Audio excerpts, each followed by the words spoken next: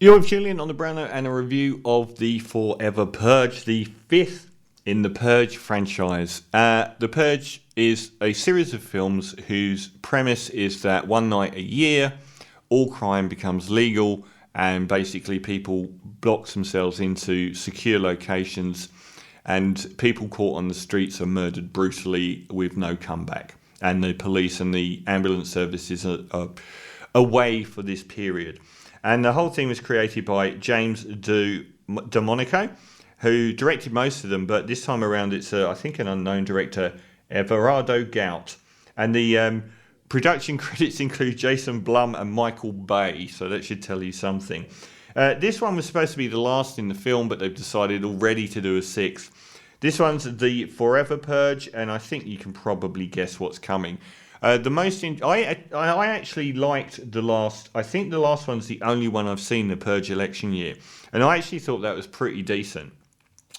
So this time around, the most interesting thing is relocating it to Texas. There's always been an element of political awareness with the Purge films, particularly the election year one.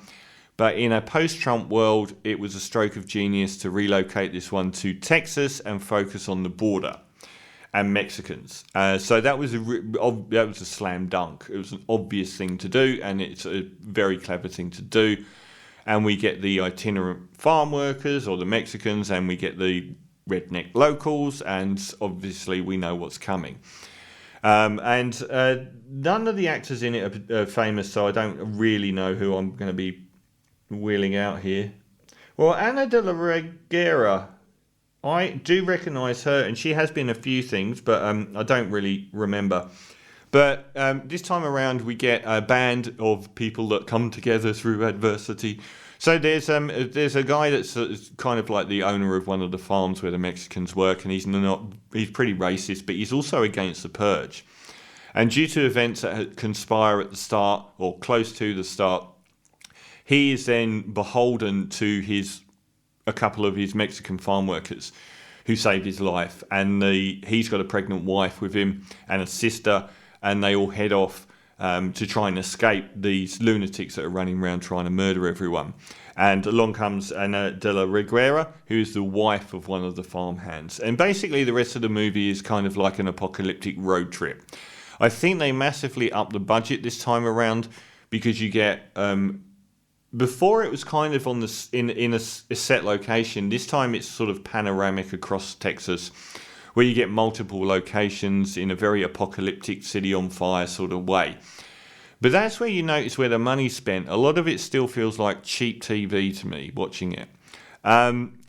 The problem with this film is that in a post-Trump world, this is a slam dunk to offer political and social commentary on, and they just don't engage with it at all. They could have really made this film about anything. It's almost like they chose the subject matter of rednecks in America, Mexicans and the border. There comes a point where they actually all head to the border because Mexico is a safe space now, not America. And all of those things are just ripe, low-hanging fruit to pick, and they just leave them to rot on the vine. They don't engage with any of these issues at all. Even the last film, Election Year, engaged with it a lot more, engaged with social political issues and felt a lot more relevant. This time around, they just don't seem to bother. I don't know why. The screenplay is so rote. It just is. It becomes like a Mad Maxy sort of road trip, and not much else happens. It's sort of like a very B-grade Mad Max film where they encounter people along the way that they have to fight. And that's pretty much it. I mean, you would expect an awful lot more from a franchise that has kind of set it up to be about social politics and the current world we live in, and particularly America, and about right-wing politics using such abhorrent means to garner support and the way that people really want to behave towards each other. But none of it is engaged with. It's a real failure of a screenplay.